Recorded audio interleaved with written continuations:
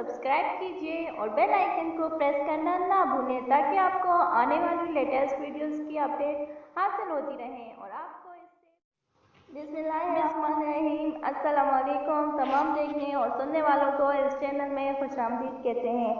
आज हम आपके लिए लेकर आए हैं बिनाई को नुकसान पहुंचाने वाली कुछ आदतें।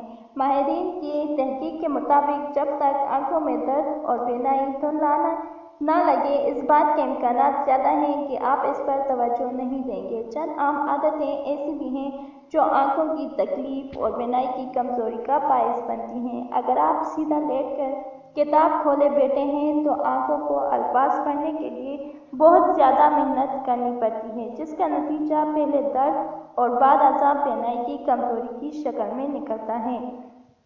स्मार्टफोन की स्क्रीन को ज़्यादा घूरना भी नुकसानदेह है। इसकी छोटी स्क्रीन का मतलब छोटा टेक्स्ट होता है जो आंखों को देखने और पढ़ने के लिए दबाव का शिकार बना देता है। अगर आप ज़्यादातर वक्त कंप्यूटर के सामने गुजारते हैं तो बिनाई की कमज़ोरी कोई हैरत अंगेज़ बात नहीं, क्योंकि इस डिवाइस का इस्तेमाल आंखों का तनाव बढ़ाता है जो बिनाई की कमज़ोरी के अलावा आंखों के दीगर मसाइल का बायस भी बन सकता है।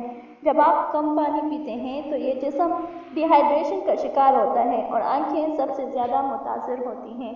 लिहाजा अल्लाह की दी हुई इस नेमत की कदर कीजिए।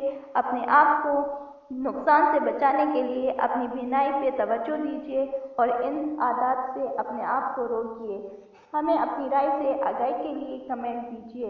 हमारी वीडियो अच्छी लगे तो लाइक कीजिए और अपने फ्रेंड्स के साथ व्हाट्सएप ग्रुप और फेसबुक ग्रुप पर शेयर कीजिए। शुक्रिया।